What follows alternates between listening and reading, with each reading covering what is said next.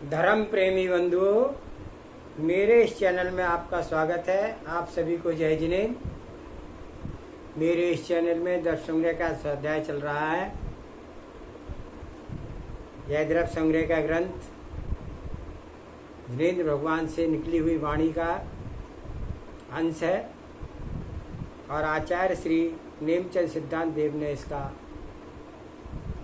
रचना की है और इसकी हिंदी टीका परम पूज्य मुनि श्री ब्रह्म सागर महाराज ने की है, जिसका हम स्वाध्याय करेंगे। सर्वप्रथम मंगलाचरण करते हैं। ओंकारं बिंदु संयुक्तं नित्यं ध्यायन्ति योगिनः कामिदं मोक्षिदं चैव ओंकाराय नमो नमः।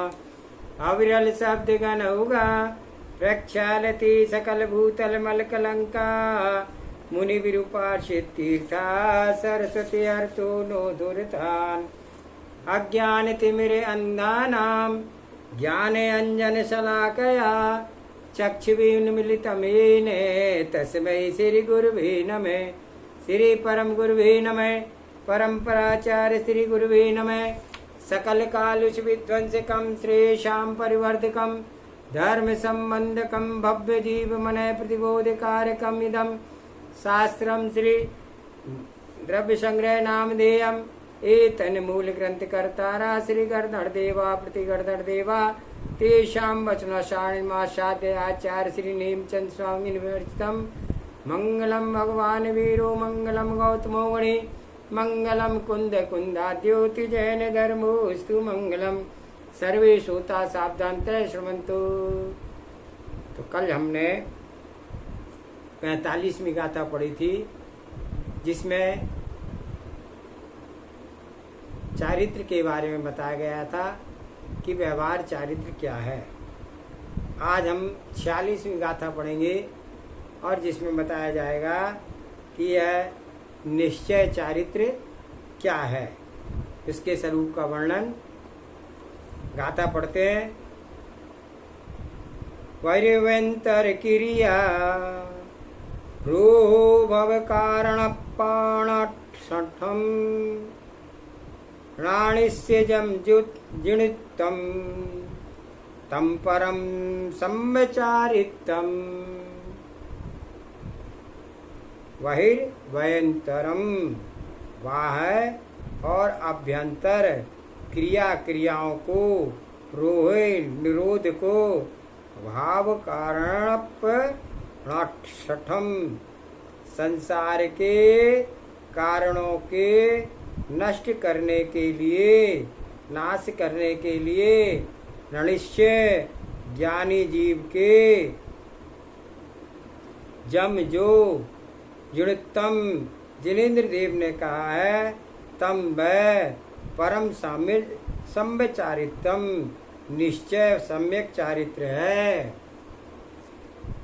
सम्यक ज्ञानी का संसार के कारणों का नाश करने के लिए मन वचन और काय की शुभ और अशुभ, बाह्य और आभ्यंतर क्रियाओं को का रोकना, आत्मा को विशुद्ध बनाना होता है और वह निश्चय है सम्यक चारित्र कहलाता है। तो अब कहते हैं बाह्य आभ्यंतर क्रिया रोहो, बाहरी क्रियाओं को भी रोकना और भीतरी क्रियाओं को भी रोकना। जो क्रियाएं चल रही हैं उनको भी रोकना। इन क्रियाओं को क्यों रोकना? भव कारण नाष्टम, संसार के कारणों के नाश करने के लिए इन क्रियाओं को रोका जाता है। इसका अभिप्राय यह हुआ कि जो भी संसार के कारण होते हैं वे सब इन क्रियाओं से होते हैं। हमें जो भी एक्शन करते हैं मन वचन काय के माध्यम से, वे सारी एक्टिविटीज किसके लिए होती है? संसार बढ़ाने के लिए होती है, संसार कारण के लिए होती है। जिसको संसार से बचना है वह मन वचन काय की बाहरी क्रियाओं से अपने आप को रोक लेता है और अंतरंग क्रियाओं को भी अपने आप से रोक लेता है। बाहरी क्रियाओं को रोक लेने का अभिप्राय है शरीर से कोई भी चेष्टा नहीं करना, वचन से किसी भी प्रकार का व्यवहार नहीं करना, मन से किसी भी प्रकार की कोई चेष्टा नहीं करना, कुछ नहीं सोचना, यह सब बाहरी हो गया।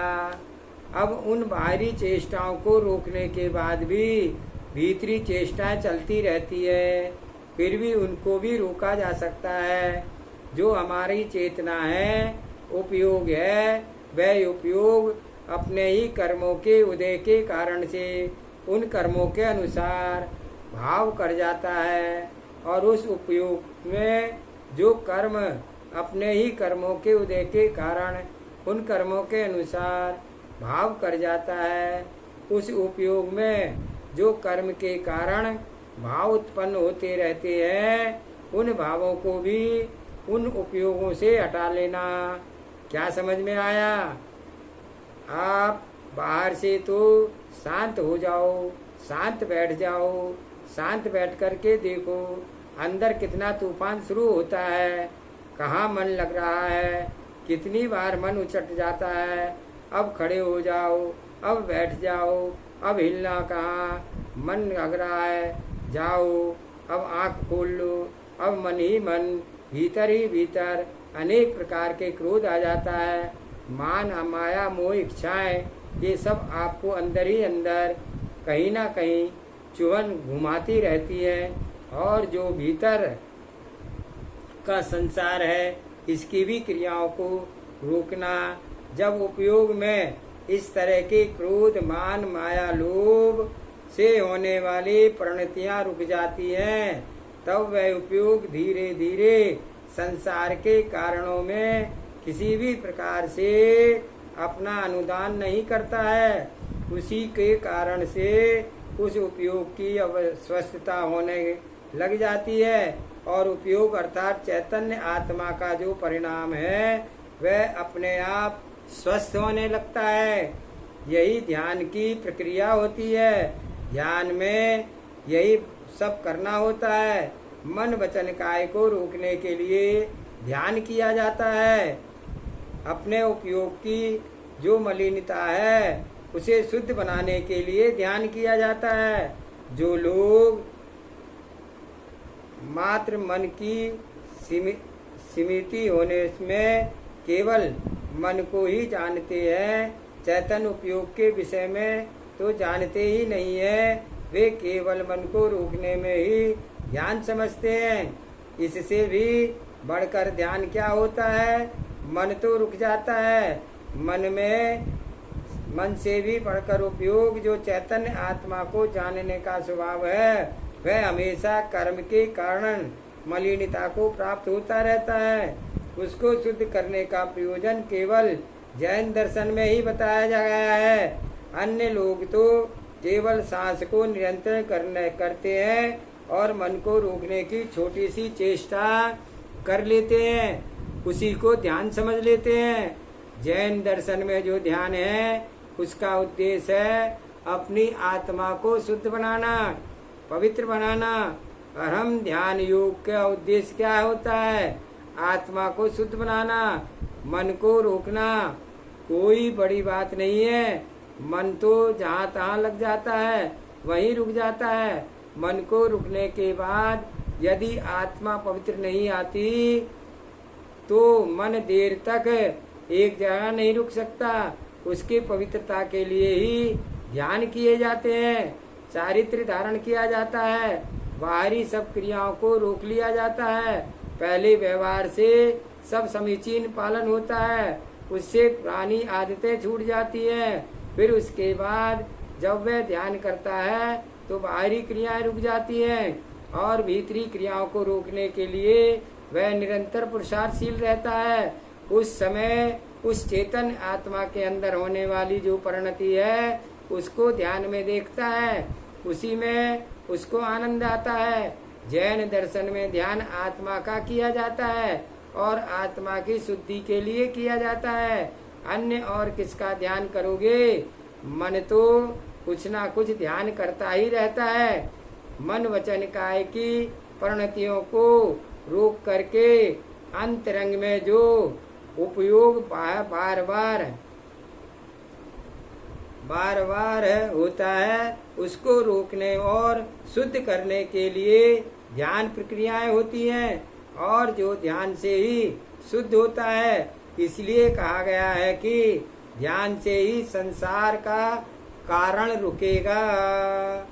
ध्यान में क्या होगा? देखो, शरीर में आप रह रहे हो, आपसे अभिप्राय आत्मा है।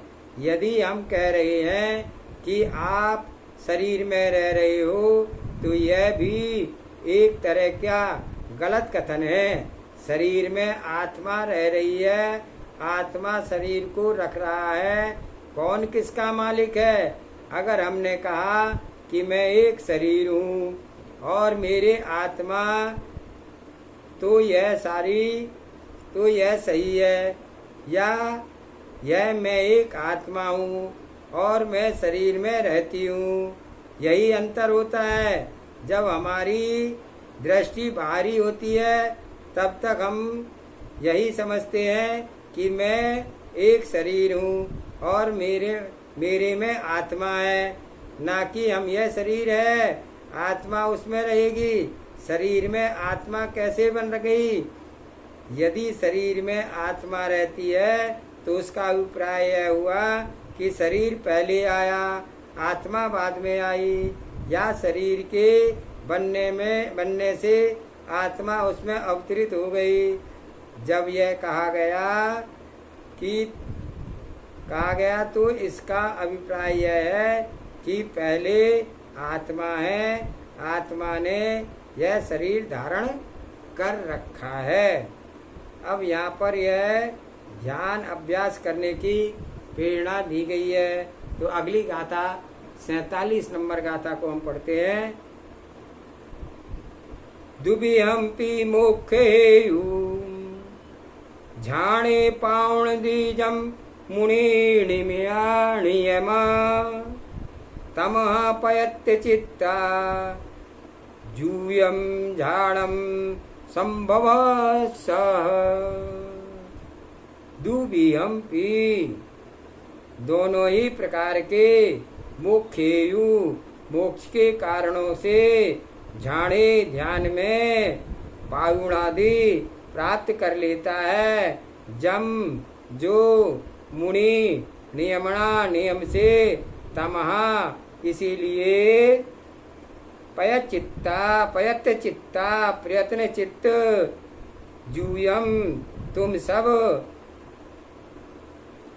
झाणम ध्यान में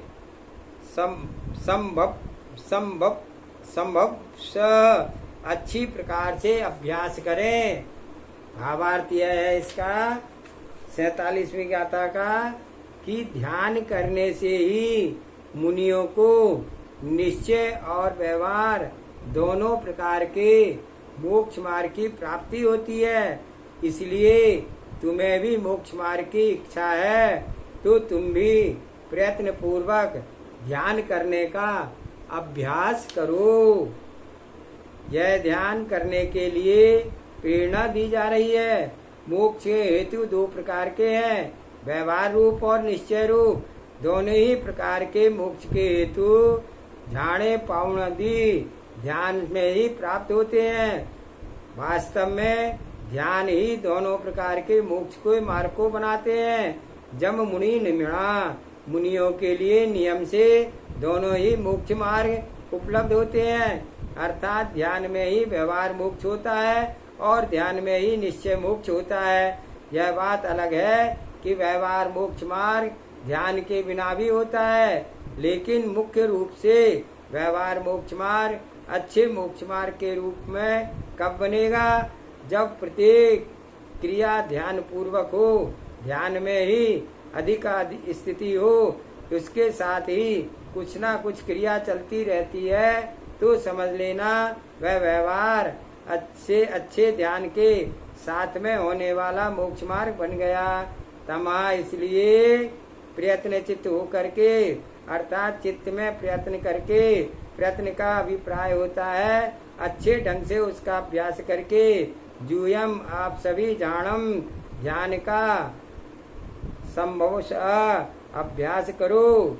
इसका ध्यान है, किसका ध्यान है? अर्थात मस्तिष्क की, मन की दृढ़ता के साथ उसका अभ्यास करना, यह ध्यान होता है। इसलिए यहाँ कहा गया है कि मोक्ष मार्ग की जो अनुभूति होती है उसका ध्यान में ही होती है। और व्रत का अभिप्राय यह नहीं है कि हमें हमेशा अहिंसा का पालन करेंगे तभी व्रत होगा। अहिंसा का अच्छे से पालन कब होगा? जब हम ध्यान में होंगे, क्योंकि अहिंसा का पालन करने के लिए हमें सब चेष्टा करेंगे। हम जब चेष्टा करेंगे उसमें हमें बस इतना ध्यान रखना होगा कि हम किसी की हिंसा ना कर देवें, किसी के प्राणों का घात ना हो जाए। यह तो दूर से दूसरे की चिंता की बात हो गई जब चेष्टा कर रहे हैं, लेकिन जब हमें शांत बैठे हैं तो उस समय अहिंसा का उससे भी अच्छा पालन होता है। क्योंकि राग द्वेष नहीं होना, किसी भी प्रकार की क्रिया नहीं होना, उसमें सबसे अच्छी अहिंसा का पालन होता है। एक द्रव्य हिंसा होती है और एक भाव हिंसा होती है। द्रव्य हिंसा तो वह कहलाती है जो बाहरी चीजों को अपनी चेष्टा से घात ना हो, और भाव हिंसा से अभिप्राय है कि अपने भीतर भी कोई कषाय उत्पन्न ना हो, राग द्वेष उत्पन्न ना हो। चेष्टा के बढ़कर भी अहिंसा आदि व्रतों का पालन कब होता है? जब हम ध्यान में होते हैं। इसलिए व्यवहार मोक्ष भी अच्छे ढंग से ध्यान में ही बनता है। पांचों व्रतों का अच्छे ढंग से पालन कब होगा? जब हम कुछ नहीं करेंगे, चेष्टाएं छोड़ देंगे, ध्यान के माध्यम से अच्छे ढंग से व्यवहार का पालन होता है। फिर उसी व्यवहार के साथ उसमें अभ्यस्त होने पर आत्मा के ढंग से व्यवहार का पालन होता है, और फिर उसी व्यवहार के साथ उसमें अभ्यस्त होने पर आत्मा के उपयोग के भी उसकी गति पहुंच जाती है। और बाहरी तो करना पड़ता है, पर जो भीतरी होता है उसमें ज्यादा लाभ है। अर्थात जो चेष्टाएं उसमें होती है, लेकिन जो अच्छा प्रॉफिट होता है वह सभी प्रकार की चेष्टाओं को बंद करके बस आत्मा में के साथ होता है। बस आत्मा जब आत्मा का विषय बनता है तब अच्छा प्रॉफिट होता है। लाभ अर्थात संसार के कारण छूटते जाते हैं। जो हमारे अंदर मिथ्यात्व, अज्ञान, प्रमाद आदि के जो संस्कार पड़े रहते हैं वे नष्ट हो जाते हैं। जितना हम भीतर से सावधान होते हैं उतना ही हम जब बाहर से निकलेंगे तो चेष्टाएं सावधानी पूर्वक होगी, और जितनी अच्छी तरह आप भीतर से रहोगे उतना अच्छा व्यवहार आप बाहर से करोगे। यदि आप भीतर अच्छे ढंग से नहीं रह पाते तो बाहर भी दूसरों के लिए अच्छा बिहेव नहीं कर पाओगे। इसलिए बाहर से जो अच्छा बिहेव करने की सोचते हैं तो कभी ना कभी उनका बिहेवियर समझ में आ ही जाता है। तो बाहर से अच्छे ढंग से रहोगे, जो बाहर से अच्छे ढंग से रहेगा जब वह बाहर आएगा, जो भीतर से अच्छे ढंग से रहेगा जब वह बाहर आएगा सावधानी के साथ आएगा। आप घर में बैठे हो और आपने यह सोचा कि देखो हमें किसी भी प्रकार से बाहर निकलकर ऐसी चेष्टा नहीं करनी है जिससे कि हमारा एक्सीडेंट हो जाए। यदि इस बात का ध्यान रखते हुए आप कार चलाएंगे, आपके घर की इस कार की स्पीड आप मेंटेन रहेगी, क्योंकि आपको पता है कि हमें भी और दूसरों को भी उससे नुकसान पहुंच सकता है। यह सब बात तब होता है जब आप घर में बैठ कर के मन में सोच लो कि तेज गाड़ी चलाने से हानि की पूरी संभावना है, उतनी ही तेज चलाना जिससे कि गाड़ी हमारे कंट्रोल में रहे, ब्रेक हमारे कंट्रोल में रहे। इतनी ही जागरूकता रहेगी तो आप अच्छे चालक कहलाओगे। यदि वह जागरूकता नहीं रहेगी, सुनसान सड़क है, अच्छी गाड़ी है, चला लगा दो गियर, बढ़ा दो गति, फिर कुछ भी संभावनाएं बन जाती हैं। तो आप देखते रहोगे, घटनाएं होती ही रहती है। जन्मदिन मनाने जा रहे थे होटल में और इतनी तेज दौड़ा रहे थे कि होटल तक पहुंचते ही नहीं पाए, बीच में ही टल गए। यह क्यों हुआ? हम भीतर से सावधान नहीं होते। बाहर की सावधानी भी आवश्यक है। इसलिए जब भीतर से मोक्ष मार्ग बनता है तभी वह अच्छे ढंग से व्यवहार में अपने काम आता है। इसलिए कहा गया है दोनों प्रकार के मोक्ष मार्ग का ध्यान में। इसलिए ध्यान का अभ्यास अधिक से अधिक करना चाहिए। अब ध्यान की एकाग्रता के बारे में यहाँ पर बता रहे हैं कि माँ मुझ्य माँ रज्य माँ दुष्य इट्ठिणिट्ठिषु थिर्मिच्छै जय विचित्तम विचित्र जानप सिद्धिये। 48वां यह गाथा। माँ मुझ्य मोह मत करो, माँ रज्य राग मत करो, माँ दुष्य द्वेष मत करो, इट्ठिट अच्छे से इष्ट अनिष्ट पदार्थों में थिर्मिच्छेयी स्थिर करना चाहते हो।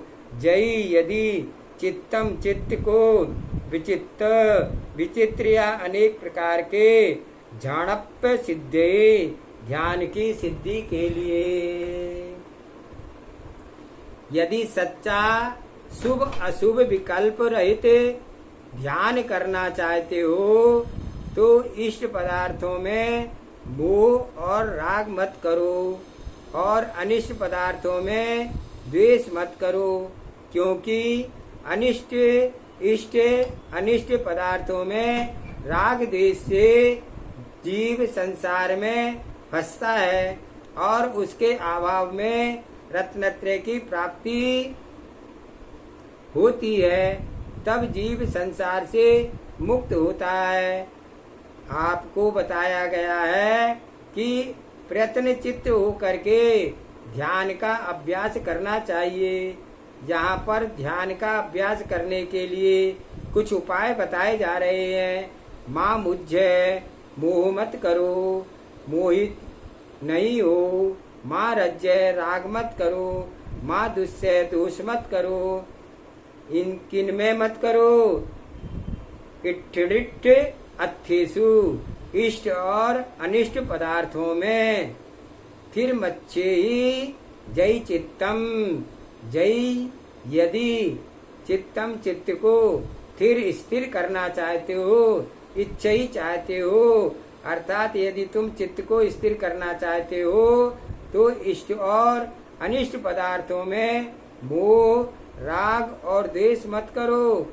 इससे क्या सिद्ध होगा? विचित्र झण पे सिद्धई। विचित्र यानी अर्थात अनेक प्रकार के ध्यान होते हैं। कौन से ध्यान? जो धर्म ध्यान है वे भी अनेक प्रकार के होते हैं, और जो शुक्ल ध्यान है और वे आर्त ध्यान है और रौद्र ध्यान है तो बिना सिद्ध किए होते हुए रहते हैं। उनके लिए सिद्धि नहीं करनी पड़ती है, किंतु यहाँ धर्म ध्यान और शुक्ल ध्यान के लिए कहा जा रहा है।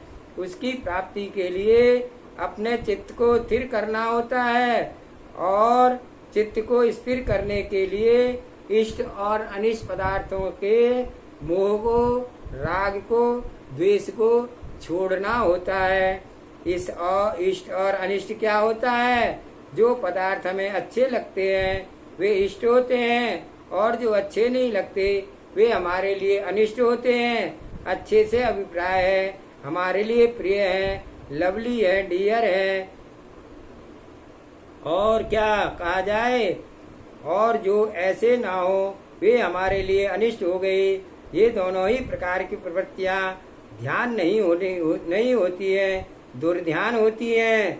क्योंकि जो दुर्ध्यान होता है वह राग द्वेष मोह से ही चलता रहता है, और जो समीचीन ध्यान होता है वह राग देश मोह को कम होने पर हटने पर ही होता है।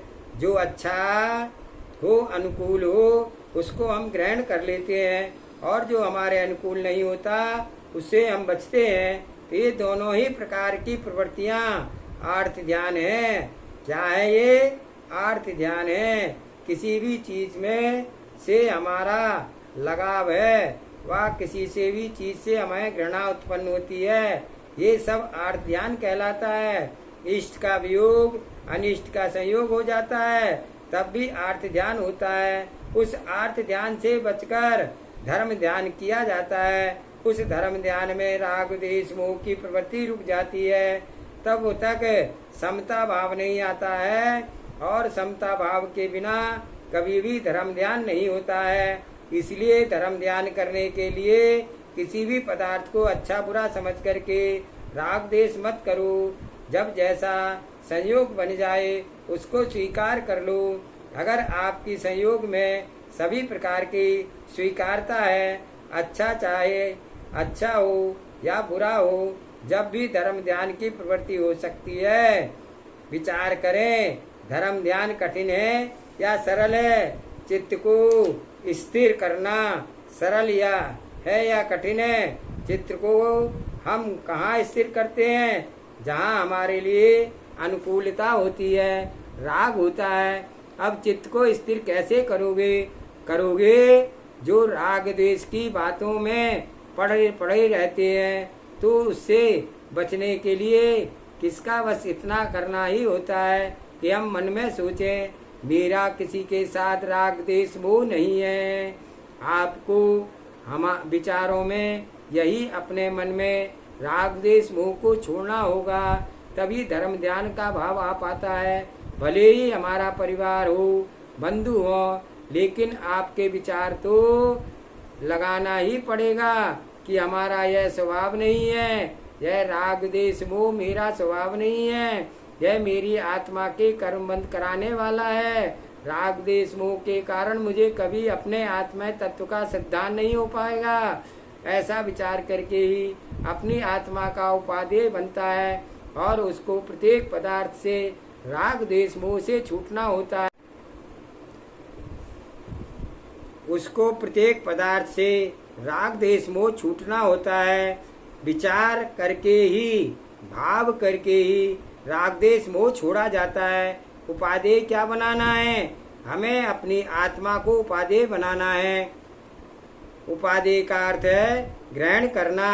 अपनी शुद्ध आत्मा को उपादेय बनाते हुए शुद्ध आत्मा के विपरीत जितने भाव हैं वे हमारे लिए हे हैं, हमारे लिए करने योग्य नहीं है, हमारे स्वभाव नहीं है। ऐसा विचार करके प्रत्येक पदार्थ से राग द्वेष मोह छोड़ करके चित्त को स्थिर किया जाता है। चित्त को स्थिर करने के लिए सबसे पहले क्या करना चाहिए? लोग कहते हैं माइंड को एकाग्र कैसे करें? कैसे कर लोगे जब राग द्वेष मोह को छोड़ने का भाव ही नहीं करोगे? तब तक चित्त स्थिरता नहीं होती है, और कुछ भी होती है तो भी वह थोड़ी देर के लिए होती है, और वह कोई लाभ देने वाली नहीं होती है। क्योंकि जिसे आत्मा का कोई ज्ञान नहीं है, वह ही भी मन को थोड़ी ही देर के लिए एकाग्र कर लेता है। किसी का मन गाना सुनने में लगता है तो गाना सुनाने में लगता है, तो इसमें एकाग्र कर लिया, क्या फर्क पड़ रहा है? उसमें क्या तुम्हारे मन पढ़ने में नहीं लग रहा है? किसी का गाना सुनाने में लगता है, किसी को गाना सुनाते हुए पढ़ने में लगता है। तो ऐसा भी होता है, ऐसे भी लोग देखे हैं, गाना सुनते सुनते पढ़ते रहते हैं, और कहीं भी हो सकता है। ये सब बाहरी इंद्रियों के विषय हैं, राग के कारण है, जो मोह से हो रहा है। इसके कारण से तो एकाग्र कोई बहुत बड़ी चीज नहीं है। जिस चित्त को स्थिरता से ध्यान की प्राप्ति होती है, वह चित्त की स्थिरता राग द्वेष मोह की कमी से होती है। इसलिए पहले चित्त को स्थिर करने के लिए कोशिश करो। सबसे पहले भावना आपको बार बार करनी पड़ेगी, तब आपका चित्त थोड़ा सा स्थिर होगा। भावना तो करनी पड़ेगी। भले ही घर में रहो, घर वाले सब अपने में, घर में राग होता है, मोह होता है, कितनी कभी ना कभी तो भाव करना पड़ेगा कि मेरी आत्मा ही मेरे लिए उपादेय है, अन्य सब मेरे लिए त्याज्य है, छोड़ने के लिए है। यह सब मेरा स्वभाव नहीं है। तभी घर में रहने वाले स्थिर सम्यक दृष्टि व्यक्ति अपनी आत्मा की ओर उन्मुख हो पाते हैं। सम्यक दृष्टि का यह लक्षण होता है कि वह अपनी जीव तत्व को, अपने आत्म तत्व को अपना मानता है और किसी को नहीं मानता है। वह व्यवहार चलाने के लिए सब कुछ करेगा, लेकिन अंतरंग में जानता है कि मात्र आत्म तत्व ही मेरा है और कुछ भी मेरा नहीं है। वह राग द्वेष से बच करके अपने ध्यान की सिद्धि कर पाता है। दुनिया में सबसे न्यारा यह आत्मा हमारा, सब जानन देखन हारा यह आत्मा हमारा। इसलिए इस भजन को भावो और आत्मा की भावना की जाती है। अब देखो, ध्यान करने के पहले जाप करना होता है। जाप और ध्यान किसका किया जाता है, उसके लिए अगली गाथा बताई जा रही है। आज का स्वाध्याय यही समाप्त करते हैं। जावानी के ध्यान से सूझे लोकालोक, सो वाणी मस्तक नमो सदा दे तू दो। हे जिनवाणी भारती तुहि जपो दिन, जो तेरी शरणागए सो पावे सुख चैन। हे भजो अर्यंत को गुरु सेवा निर्गन, दया धर्म पालो सदा ये मोक्ष का पंथ। 9 बार नमोकार मंत्र।